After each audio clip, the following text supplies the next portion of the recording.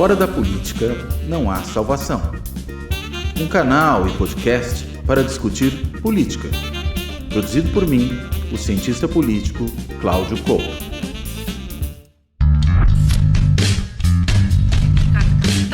Muito bom dia. Bom dia também a quem nos assiste pelo Fora da Política Não Há Salvação, pelo canal GGN. Essa é mais uma edição do Política na Veia. Eu não sou uma figura usual por aqui, meu nome é Thaís Reis, sou editora do site da Carta, venho aqui substituir Sérgio Lírio, que não pôde estar conosco hoje devido a um compromisso de força maior. Gostaria de dar as boas-vindas aos meus companheiros nessa edição, Cláudio Couto, Luiz Nassif, bem-vindos.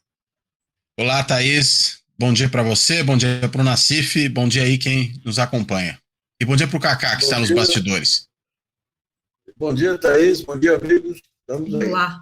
E o grande tema dessa edição, como não poderia deixar de ser, é o anúncio que pegou a todo mundo de surpresa no último domingo, por meio de uma nota divulgada nas redes sociais. Joe Biden abriu mão, depois de semanas de pressão muito intensa, abriu mão de concorrer à reeleição à presidência dos Estados Unidos.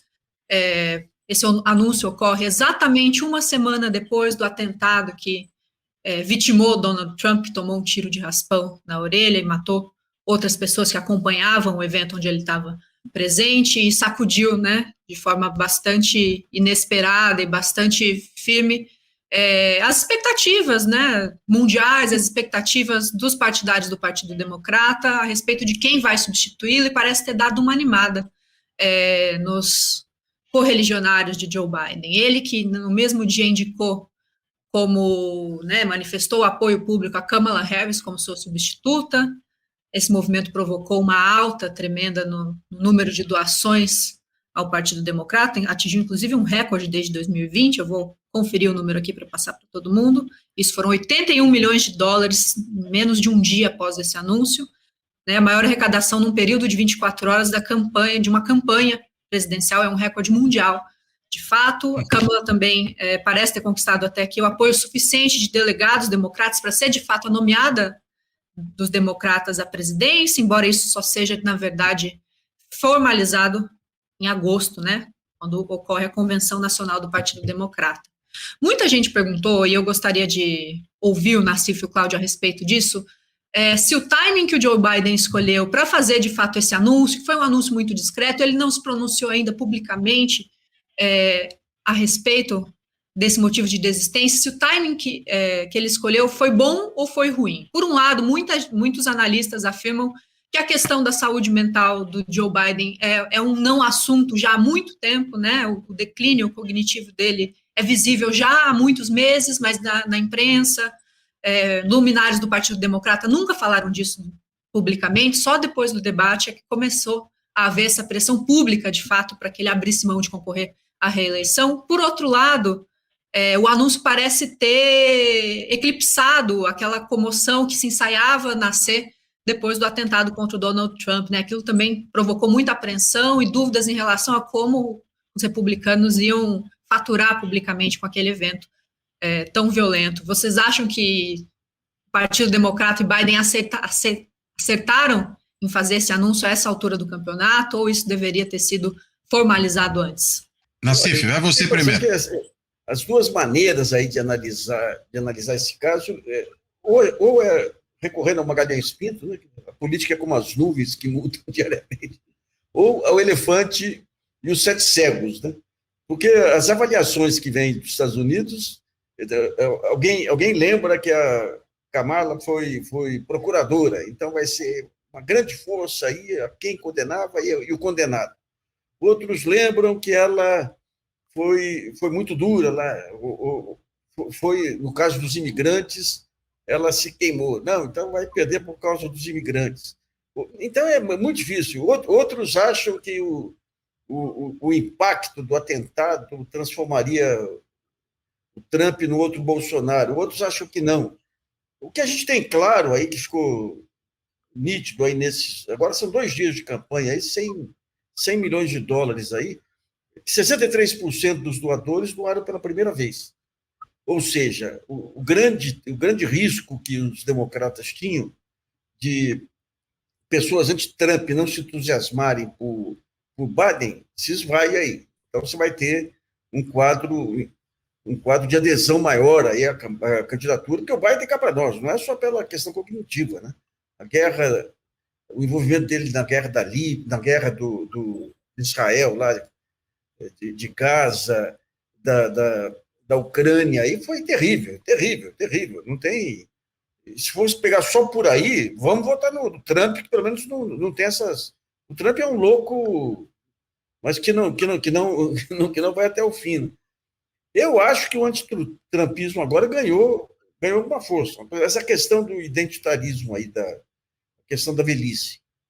A questão da velhice agora vai ser utilizada pela Câmara contra o Trump. A Câmara ela foi apagada ao longo desses 4 anos. Aí isso aí pode ser um bem, pode ser um mal, porque ela não se envolve na parte ruim do Biden. Tem um ponto mais interessante que eu vi em toda essa história, é algo que ocorre no Brasil também, que os indicadores econômicos americanos melhoraram, como os indicadores brasileiros estão melhorando. Isso não chega em grande parte da população, porque o sistema de informação hoje é um caos. É um caos. Então, a pessoa vê a situação dela, e às vezes o cara está empregado, tem a vida aqui no Brasil, eu conheço até pequenas empresas aí que não conseguem trabalhadores, porque houve realmente uma redução muito interessante do desemprego, embora a informalidade continue alta. Mas cada pessoa individualmente, a maneira dela ver o país é através de um estardalhaço de informações. E as informações quem consegue fazer mais barulho passa a impressão dominante, né? Então, nos Estados Unidos tem algo semelhante. A economia americana nunca esteve tão boa, entre aspas, aí, em relação a ela mesma, né? Quando se compara com a China, aí você tem um quadro. O Biden, em alguns momentos, ele investiu contra aqueles piores indícios, aquelas piores consequências da financiarização americana. Esse negócio da empresa não investir mais em pesquisa, inovação, o enfraquecimento dos sindicatos. É interessante que o grande parceiro das indústrias aí são os sindicatos fortes. Aqui no Brasil, arrebentaram os sindicatos. Nos Estados Unidos, quando vieram as big techs aí, também arrebentaram os sindicatos. Então, ele traz um conjunto de ideias interessantes e alguns desastres monumentais, né? Agora, a Câmara, ela entra, digamos, sem estar tão estigmatizada quanto ele ficou, especialmente essa questão cognitiva. Cá para nós, uma coisa é esquecer nome, outra coisa é não ter discernimento. Não conseguir formar um raciocínio. Eram vários sinais, né? Acho que não tem como uma pessoa razoável negar isso. Então, ela entra agora com um outro dinamismo. O primeiro vídeo que passaram dela, ela dançando junto com a criançada lá, mostrando a vontade dela. Se o Trump fizer isso, ele desaba do palco. Exato. Bem, vamos lá. Eu acompanho tudo que o Nassif disse, né? E, enfim, vou me focar em alguns pontos aqui. Primeiro, Thaís, acho que essa questão relacionada ao financiamento, né, para a qual você chamou a atenção, o Nassif também falou disso. Veja, isso era muito mais um sintoma do desgaste do Biden do que é um sintoma agora da candidatura da Kamala, né? Ou seja, você tinha, em alguns casos, de forma declarada, um represamento dessas doações, né? Todo mundo estava ali, todo mundo, quero dizer, os doadores importantes de campanha, dizendo, olha, a gente não vai liberar essa grana enquanto o Biden não cedeu espaço para que outro seja candidato. E isso por conta justamente dessa percepção de que ele já não tinha mais condições. Veja, não é nem mais só de chegar ao final das presidências, isso talvez até ele tenha, né? São poucos meses e tudo mais, mas conduzir o país por mais 4 anos.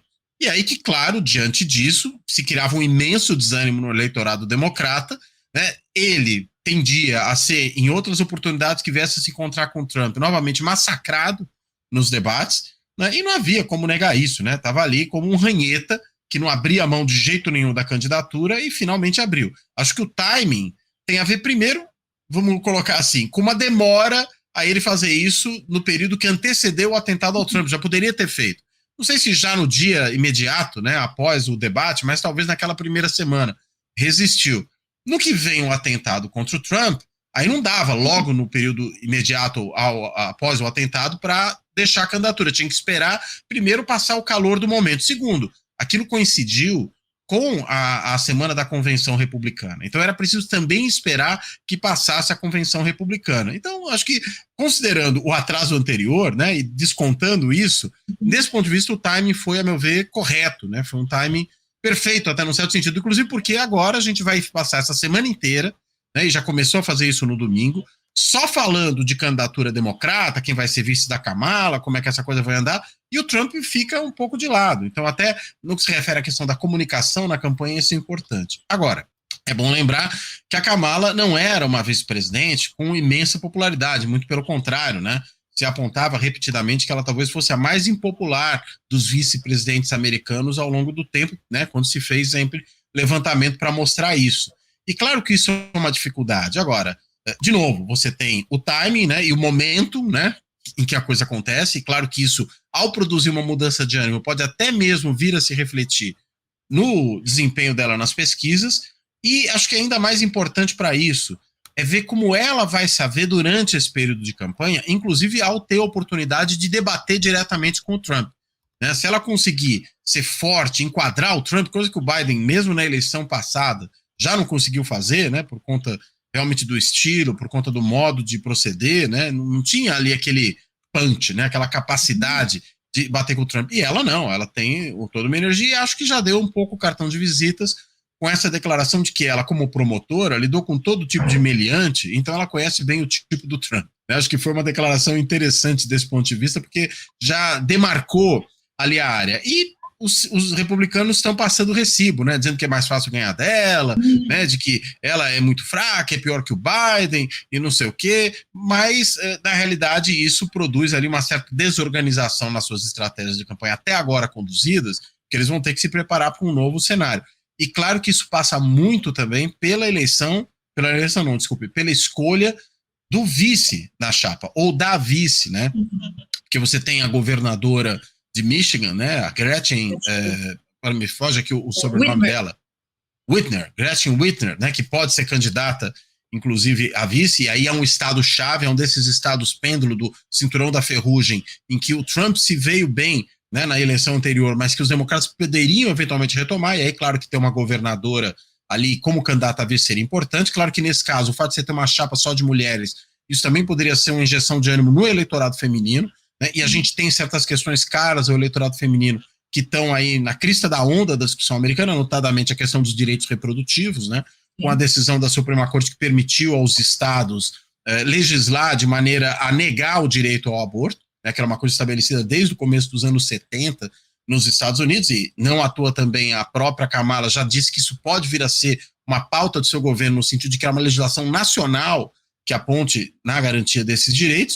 Mas se não for ela, pode ser também um governador de outro estado, a própria Pensilvânia, né? O governador Shapiro é um outro que pode vir a ser candidato, e ali num estado que até tem um pouquinho mais de delegados, né? Pouca coisa, mas tem um pouquinho mais de delegados do que Michigan, né? E aí, eventualmente, pode também calcular que, então a gente vai ter uma candidata mulher, vamos ter um candidato homem aqui para atrair também o eleitorado masculino, que a gente sabe que é onde o Trump tem mais votos, né?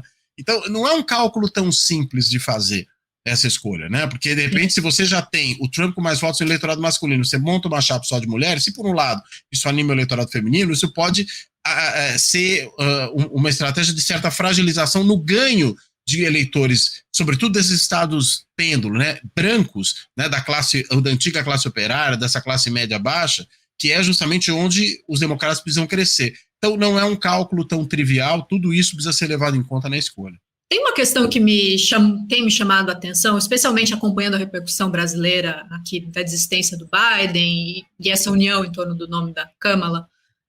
Nos Estados Unidos, um dos temas que tem afastado o eleitorado jovem potencialmente democrata das urnas tem sido a postura que o governo Biden tem protagonizado em relação a Israel, a Gaza, e essa falta de uma ação mais contundente contra a violência que está sendo produzida por Israel em Gaza tem afastado muitos jovens eleitores da expectativa de votar, talvez tratando o Trump e o Biden como a mesma coisa, enfim, um certo sabor com a política.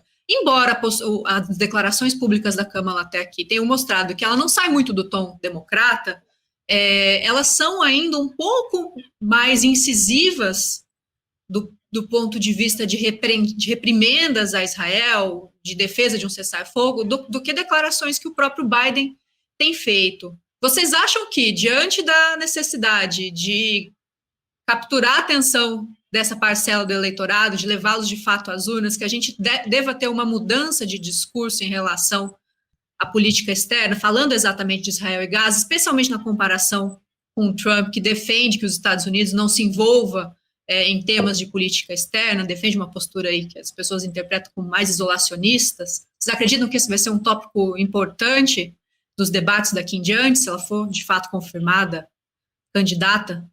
Olha, dá para entender a questão geracional dos Estados Unidos pelo que ocorre nas universidades. Sim. Uma influência ampla de Israel no comando das universidades, no financiamento das universidades. Aliás, é bom lembrar que a Universidade de Colômbia, que é uma das mais relevantes, a reitora é uma americana que estudou na PUC do Rio de Janeiro, aqui, esposa do Sérgio Assad, o grande violonista aí, mas, infelizmente, ela substituiu uma reitora negra aí que, segundo as boas línguas, estava sendo excessivamente inclusiva aí. Mas o que está ocorrendo hoje nas universidades americanas é um quadro típico aí. Digamos, é a primeira guerra que as redes sociais exercem um papel de contraponto muito relevante, né? E as cenas são chocantes, né? Das crianças, dos pais com as crianças mortas, crianças sem pernas, é demais. Então está havendo um movimento que alguns compararam lá, o movimento contra a guerra do Vietnã, que é uma força relevante para os jovens, especialmente para os jovens que pouco politizados assim, aquelas cenas têm impacto. Então, obviamente, a Câmara ela não vai ficar contra Israel, porque isso seria contra a tradição americana e tudo, mas eu tenho a impressão que a guerra vai ser um ponto central, a promessa de acabar com a guerra aí vai ser um ponto central da campanha, porque esse é um diferencial a favor do Trump até agora, né? Não, eu concordo. Eu acho que pode ser mesmo, né, um fator importante.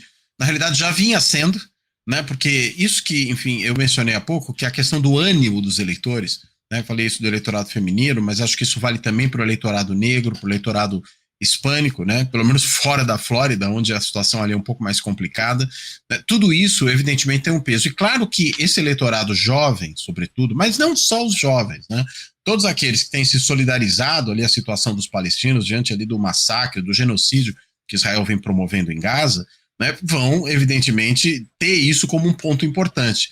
Se não, claro, para escolher a Kamala em vez de escolher o Trump, porque a gente sabe que do ponto de vista daquilo que poderia ser uma política mais ativa dos Estados Unidos para a questão, não virá nada positivo do Trump. Basta lembrar que o Trump é quem move, inclusive, a embaixada americana de Tel Aviv para Jerusalém Ocidental, né, já criando ali um problema do ponto de vista da própria legislação internacional que reconhece Jerusalém como uma cidade a ser dividida entre os dois estados, né? Aliás, lembrando também que recentemente o parlamento israelense, ele aprovou uma moção declarando que a criação de um Estado palestino é um perigo existencial para Israel. Veja a que ponto de maluquice se chega. E não foi só a extrema-direita do governo que votou a favor. Outros também votaram a favor. Inclusive o opositor, né, do governo Netanyahu, o Benny Gantz, também foi um dos que votou a favor dessa moção aí, que é uma moção assim, chocante, né, na medida em que há uma declaração agora clara do Estado israelense, por meio do seu parlamento, de que não desejam que realmente haja um Estado palestino, ou seja, apontam no sentido de uma incorporação, de uma aniquilação dessa possibilidade, né, e de uma apropriação do território palestino de forma definitiva. Então é claro que isso pode sim ser um fator importante de mobilização, mas a gente aí tem que olhar também o que é a longa tradição americana nessa área, né, que é uma tradição de cohonestar tudo aquilo que o Estado de Israel faz. A gente até teve pequenas posições ali de alguma mudança mais recentemente no Conselho de Segurança da ONU, inclusive lá uma moção que o governo americano propôs e que acabou sendo aprovada no Conselho de Segurança, mas que não era muito diferente daquela que o Brasil tinha proposto antes e que os Estados Unidos haviam vetado ali. Ou seja, os Estados Unidos tendem a ter esse alinhamento independentemente de quem seja o governo, assim como Israel tem essa política de limpeza étnica na Palestina, quando não de genocídio, como a gente está vendo agora, independentemente de qual seja o governo em Israel. Né? Governos trabalhistas, governos do Likud, governo dessa coalizão de extrema-direita, todos eles tiveram essa mesma política. Né? Desde lá de 48. Não adianta a gente se iludir. Então, embora eu acho que esse possa ser um tema, eu sou muito cético quanto à possibilidade da Kamala Harris ter aí realmente uma sinalização de algo diferente no que se refere a esse ponto, a essa questão. Eu só lembro uma figura que morreu aí em 2021, que é o Sheldon Adelson. Ele é o chefe da máfia dos cassinos lá de Las Vegas. Até por coincidência, fui outro dia ver, eu me hospedei no hotel dele nos anos 90, num congresso de tecnologia lá. Ele, um sujeito que foi financiador do Trump, foi o que conseguiu que o Trump mudasse a embaixada para Jerusalém, e o Trump, quando o Bolsonaro vai lá e se ajoelha ao Trump, quase que beija o pé do Trump, o Trump faz um meio campo entre ele e o Adelson. Então é nessa conversa que depois ele manda aquele ministro do turismo que tocava acordeon lá, o cara que desmoralizou o acordeon brasileiro no mundo aí, para conversar com o Adelson. Vai o Flávio, que é o tesoureiro, que é o diretor financeiro da família, com o Adelson, e acertam a criação aí de uma área de cassinos em Angra dos Reis. E logo depois o Eduardo, o Carlos, não sei, vai conversar com os Emirados Árabes para ver se investem lá, e as milícias do Rio das Pedras começam a se mudar para lá também. Então, vocês veem que tem um monte de interligação, e é um ponto interessante a gente ver a questão do crime organizado em Israel. Atenção, Conib, não estou falando que Israel Israel é criminoso só para matar palestinos lá. Eu estou falando do crime organizado em Israel.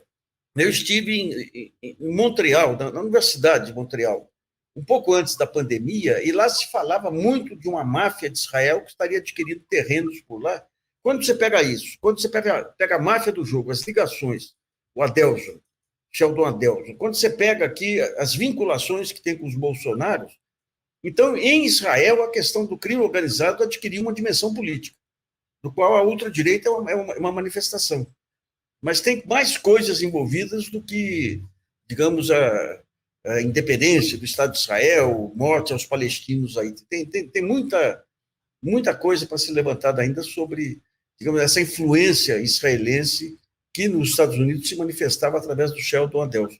Bom, a gente tem muito dinheiro, o dinheiro passou a fluir, os eleitores parecem mais animados, uma onda em torno do nome de Kamala Harris se formou muito rápido após o anúncio do Biden, mas o fato é que, a contar das pesquisas feitas até aqui, ainda não se tem estudos que contabilizem o humor do eleitorado depois desse anúncio do domingo. Mas as pesquisas feitas anteriormente, que já ventilavam o nome da Kamala Harris, mostram que o Partido Democrata ainda é azarão nessa disputa, por uma margem pequena, né, 48% versus 51% na CBS, a pesquisa da NBC com o nome dela trouxe 45% versus 47% para o Trump, da Fox 48,49% versus 49%, perdão, mas há uma pequena margem ali de 2-3 pontos percentuais favoráveis ao Partido Republicano. E eu queria ouvir os senhores a respeito de duas questões. Uma é a respeito de fato o favoritismo do Trump se confirmando, e outra a respeito de um papo que ganhou muita atração nas redes sociais durante esses dias, que é a influência do resultado da eleição americana na vida dos brasileiros, na política brasileira. Muita gente fez troça de parlamentares que, por exemplo, celebraram a desistência do Joe Biden e a indicação da Kamala como a candidata às eleições presidenciais, falando que isso influencia pouco, né, que a vida brasileira tem problemas muito mais urgentes, e, enfim, essa virou uma discussão que, como as discussões típicas das redes sociais, são cheias de máximas, de truísmo, mas que avançam muito pouco, já que vocês, experientes e capacitados nesse tema, estão aqui, eu queria ouvi-los a respeito disso. Qual é o impacto, qual seria o impacto de uma eventual vitória do Trump ou de uma eventual vitória da Kamala Harris sobre a política brasileira, o governo Lula e as questões aí que envolvem mais diretamente a nossa vida? Olha, tem um ponto aí, aquele negócio, a política americana é muito igual quando no dia a dia por conta do Estado profundo, por conta do controle que a indústria bélica tem e tudo, mas tem um ponto que não dá para ser ignorado. O golpe de 8 de janeiro não aconteceu porque as Forças Armadas americanas não endossaram, o Departamento de Estado lá. Agora eu pergunto, com o governo Trump, o que ocorreria? O legalismo do exército americano. Você pega agora a Venezuela. A Venezuela, o pessoal falando muito da ditadura do Maduro, que não é flor que se cheire aí. Mas quando você olha, eu estou até com material que eu vou publicar daqui a pouco aqui, você tem um processo de primavera venezuelana em tudo similar ao que ocorreu no Brasil e que ocorreu E quando você pega a primavera no Brasil, quando começa o processo de desestabilização, vem dos bilionários do Partido Democrata. Porque lá atrás você teve a disputa, no caso de Obama, a disputa de 2 estilos de atuação nas redes. Você tem a ultradireita usando, digamos, os algoritmos, usando as fake news que eram produzidas pela mídia tradicional, pela Fox News, né? E depois você teve os democratas que entraram com a militância em torno de temas mais nobres, digamos assim. São esses ambos descobrem a importância das redes sociais para manipulação política. E os primeiros que vêm para o Brasil são os democratas, que montam uma agência de publicidade para orientar os países periféricos aí de como mobilizar a rapaziada em torno de temas legítimos, mas que se voltam contra o regime. Então, vem para a rua aqui, mesmo alguns portais muito interessantes aí que fazem um belo trabalho de denúncia, eles atuam para impedir que, digamos, os exageros desse modelo econômico sejam apropriados por veículos que fazem a crítica econômica também. É interessante, na época eles chegaram a montar, para poder articular as redes sociais, Atlantic Council, que é um think tank americano, onde entra o Estado profundo aí, eles montam, a gente conta, eu estou lançando um livro agora, aí deve sair nas próximas semanas, a gente levantou em detalhes isso.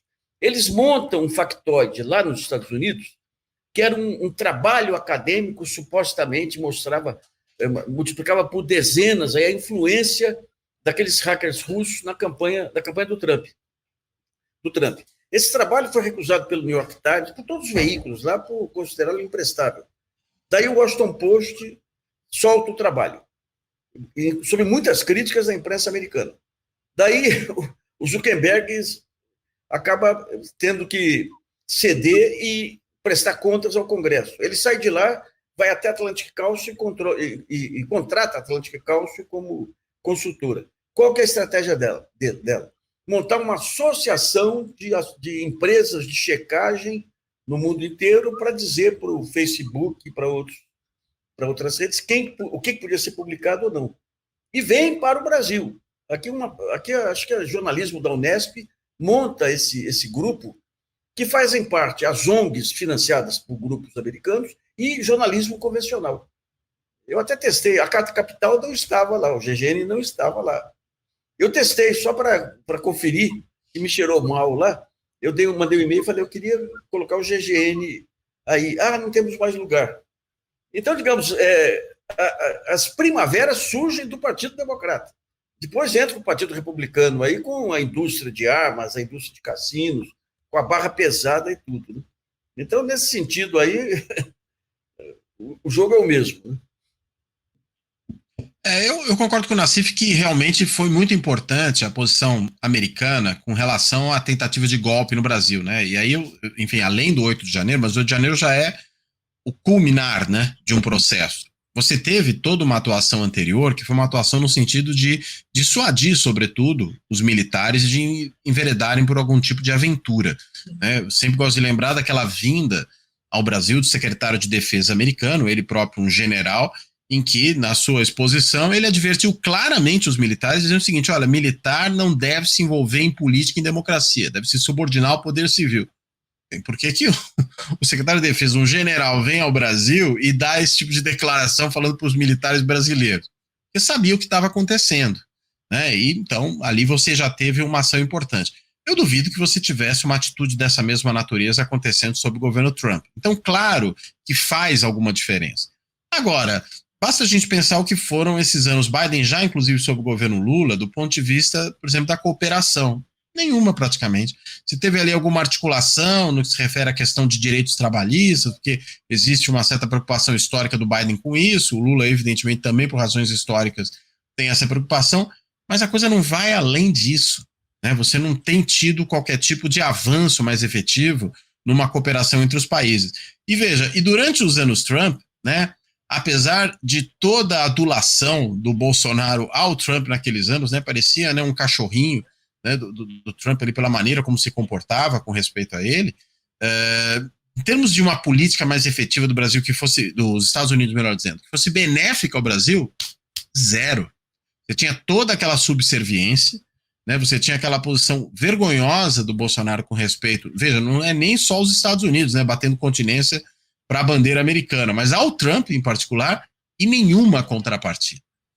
Ou seja, os Estados Unidos já há muito tempo têm uma relação muito tênue com respeito aos países da América Latina, no que se refere a algo que seja efetivamente uma forma de cooperação. E depois ficam achando estranho quando o Brasil começa, e outros países da região também, a procurar estabelecer relações mais fortes e a fazer negócios com a China, né, até mesmo em algumas situações com a Rússia, né, claro que agora com a Índia, que virou um player internacional fundamental. Ora, mas se você não tem uma contrapartida efetiva, né, os países, aquela velha história, né, aquele clichê, né, que se usa para falar de política externa, países não têm amigos, né, países têm interesses, e é isso que vai acontecer, né. Então, eu acho assim, é melhor que não seja o Trump, é melhor que seja um democrata, evidentemente, mas não creio que isso vá repercutir de forma tão significativa nos interesses brasileiros com respeito à forma como, historicamente, isso se dá em relação aos Estados Unidos. Deixa eu só trazer aqui uma informação do período democrata, Foi o acordo Brasil-França para a construção do submarino nuclear e um acordo que quase caminhou na questão do FX, daqueles aviões para a aeronáutica. E tudo indicava que o Rafale da França, da Dassault, seria escolhido, e daí um brigadeiro, aquele Saito, que era um americanófilo, mas tão terrível, que ele se recusou até a ir num voo de demonstração do Rafale. E quando ele tentava encaminhar para o avião americano. Daí, quando veio a espionagem contra a Dilma desistiu do avião americano, e a lógica que você tinha de defesa é o seguinte: não pode comprar nada que tenha ligação, que tenha peças americanas, porque o Pentágono tem um poder terrível de anular, digamos, o funcionamento desses equipamentos. A guerra da Argentina com a Inglaterra foi muito simples. E daí você tem um boicote terrível, conduzido pelo braço jurídico do Departamento de Estado, que são os procuradores. Você pega aquele procurador suíço, que era parceiro aqui da Lava Jato, aquele procurador suíço, ele vem ao Brasil, recolhe informações contra o Sarkozy em função do motor francês que ia ser colocado no Brasil aqui. Você tem um livro que saiu, um escândalo que saiu sobre isso, para inviabilizar o acordo. E o Rodrigo Janot, quando vai para os Estados Unidos, ele traz informações contra o almirante Otto, que é o pai do desenvolvimento nuclear brasileiro, aí figura central. O que aconteceu anunciado ontem ou antes de ontem aí? Porque esse acordo, se entra a Dassault aqui, esse acordo iria para a parte também de satélites, porque a Espanha, a França tem os melhores lançadores de satélites. Então, para o Brasil, seria um ponto central, porque os satélites hoje são fundamentais para a questão da comunicação, da internet e tudo aí. Então, o que aconteceu antes de ontem? A China ofereceu transferência é um trabalho do Celso Amorim, efetivamente, transferência de equipamentos, de fábricas, de tecnologia, do que for necessário para o Brasil aí, dentro de um acordo maior. E daí, como ela não está ligada à zona da OTAN, que nem a França, Espanha e outros aí, dá uma segurança ao país. Então, em todos os sentidos, digamos, essa frente Rússia, especialmente a China, mas agora enriquecida com a Rússia e outros, ela traz para os países que ambicionam o mínimo de autonomia uma alternativa muito forte que os Estados Unidos não têm intenção de passar. Por quê? Porque a hegemonia americana se mantém pelo predomínio do dólar e dos armamentos. É um jogo bem complexo aí, que a China está ocupando espaço de todos os lados. Falando agora de uma eleição que está bem mais próxima e que com certeza vai afetar a nossa vida aqui e os planos do governo mais diretamente, né? No próximo domingo, os venezuelanos vão às urnas para decidir se mantém no poder Nicolás Maduro ou, né, se a oposição, que não participa oficialmente de eleições há um tempo, vai, de fato,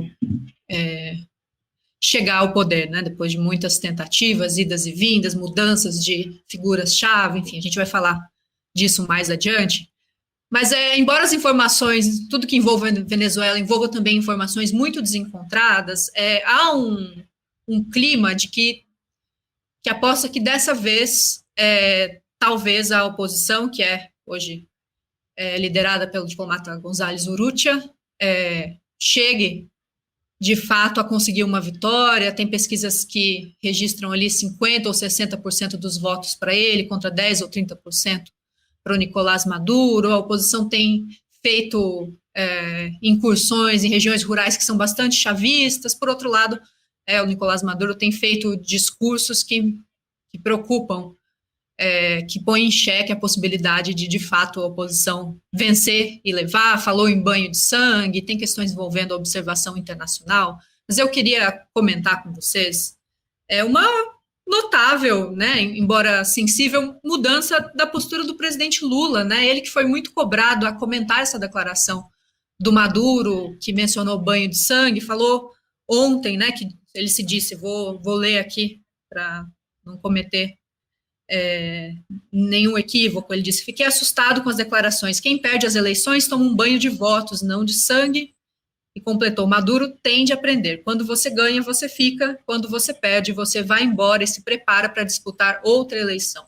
Nesse dia ele anunciou também que o Celso Amorim, né, chanceler, né, parceiro do Lula, é o assessor, e atualmente assessor especial para questões de assuntos internacionais, vai à Venezuela acompanhar as eleições presidenciais. Qual a expectativa de vocês, Nassif e Cláudio, para esse resultado? E do ponto de vista de integração sul-americana, dos planos do governo envolvendo política externa, o que um resultado conturbado, enfim, o recrudescimento dessa crise democrática na Venezuela significaria? Olha, a América do Sul se transformou num polo aí de disputa China, Rússia e Estados Unidos, né? Eu só vou ler aqui uma página do NED, National Endowment for Democracy, que é um grupo que estimula a juventude da Venezuela. Participação e inclusão cidadã, envolvendo jovens na inovação política, $50 mil. Governança democrática, fortalecendo redes de solidariedade, $124 mil. Normas, ideias e valores democráticos, $64 mil. Direitos universais, $160 mil. Participação e inclusão cidadã, $182.700. Ou seja, é o mesmo padrão daqui, em cima de teses legítimas, contra um governo que é complexo, Eu lembro o Olavo de Carvalho, quando Bolsonaro foi eleito, que o Olavo e os filhos do Olavo falavam que o sonho era fazer daqui uma Venezuela, mas para o bom caminho, não para a esquerda, né? Então, agora o boicote que os Estados Unidos exercem lá, a parceria com os grupos jornalísticos. Já tentaram um golpe lá atrás, o Otto Reich, que depois veio para o Brasil representando os Bush aqui, quando começou aqui, achava que o etanol ia explodir, ele veio aqui fazer lobby. Então você tem, digamos, essa parceria da ultradireita, se bem que lá falar em ultradireita ou ultraesquerda, com a questão americana e com essa tentativa de trazer os chamados valores democráticos, aí, mas como forma de desestabilizar o governo, né? Agora, a declaração do Maduro é complexa. O Lula ele tem essa não é vulnerabilidade. Um dos memes aí que surge, que a direita usa, a imprensa usa muito, é que o Lula apoia ditaduras.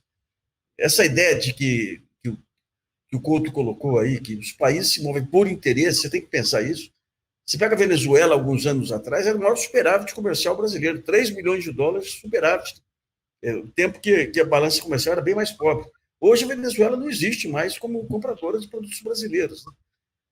Agora, o Lula ele podia ter se poupado aí também, não precisa entrar nessa. Como não precisa começar a falar em Jesus aí para ganhar evangélico, né? Ele tem outras maneiras de conquistar corações e mentes aí, que é esse projeto da integração latino-americana, é um deles forte, né?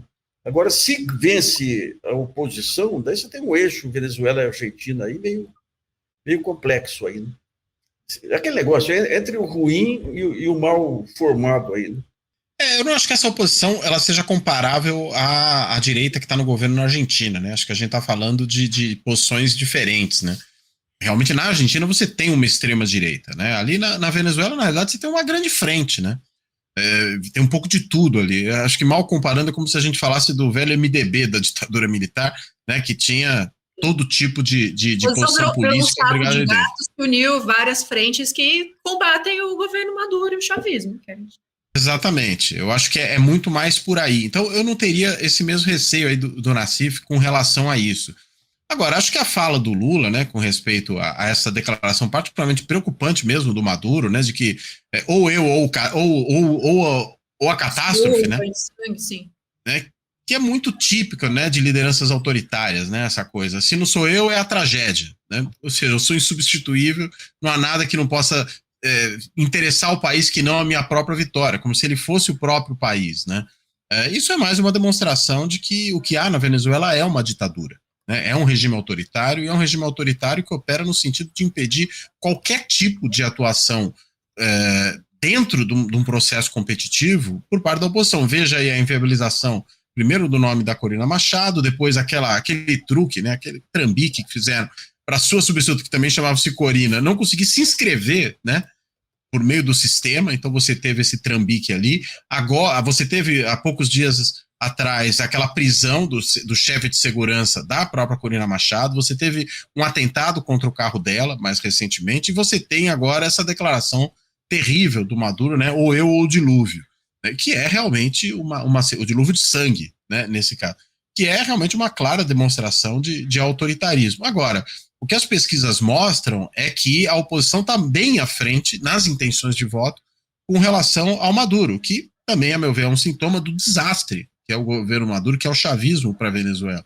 Né? Não seria muito estranho que não houvesse esse tipo de intenção. O problema dá para confiar no processo eleitoral?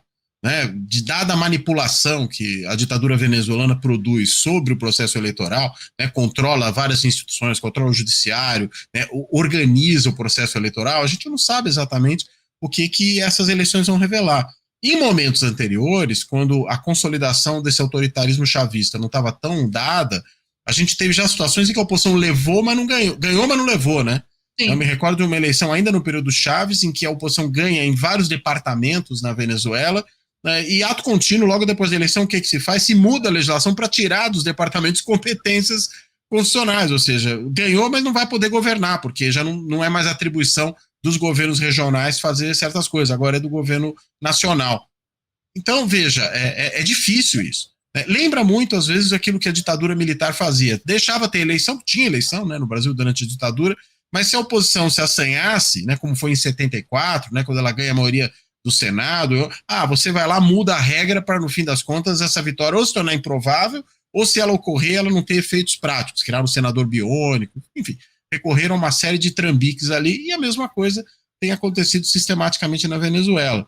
E acho que a reação do Lula, ela tem muito a ver com o que tem sido ali uma rasteira, né, que ele tem tomado do Maduro o tempo inteiro. Teve aquele acordo de Barbados, pouco tempo depois vem o Maduro e resolve criar confusão, né, com a Guiana.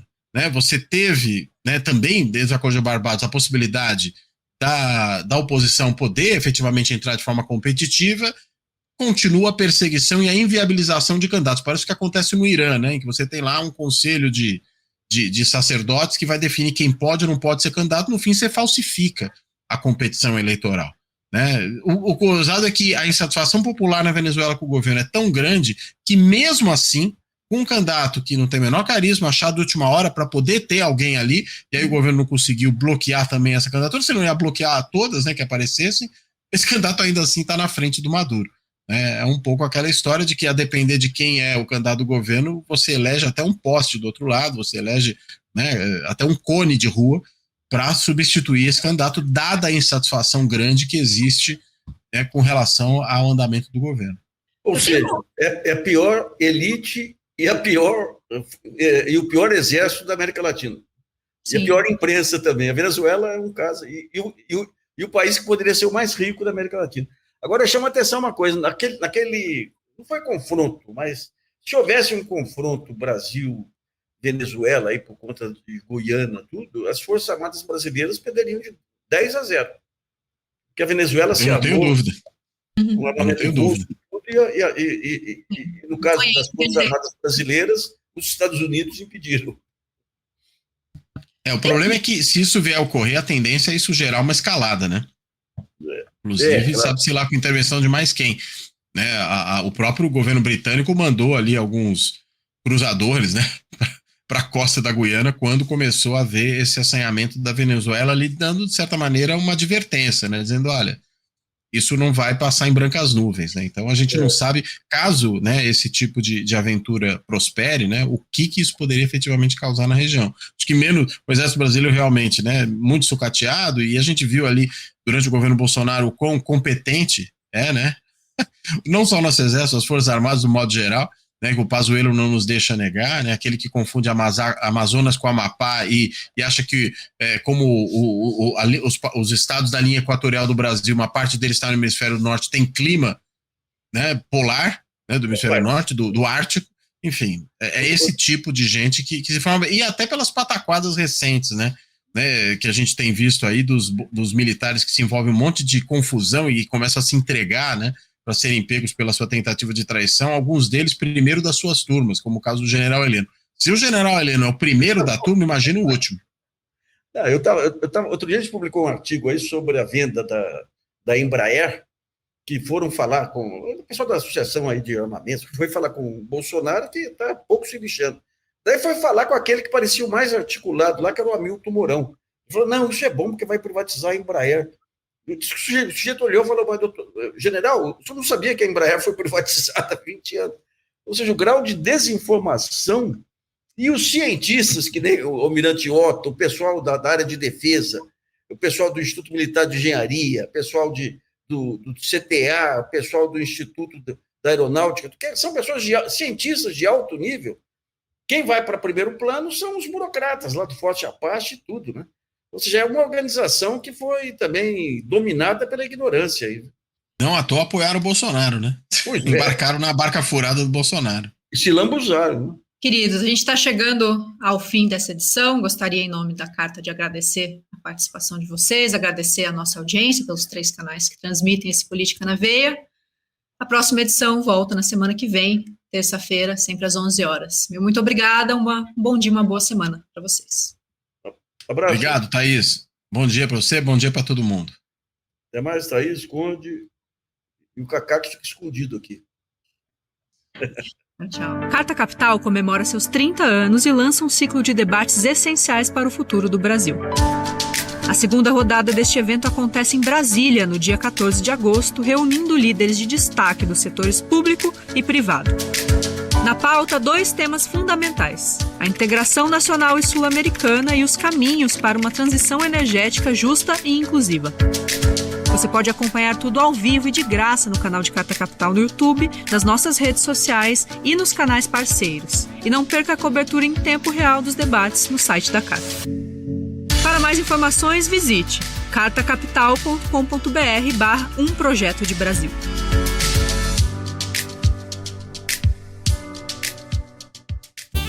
Fora da política não há salvação. Um canal e podcast para discutir política. Produzido por mim, o cientista político Cláudio Couto.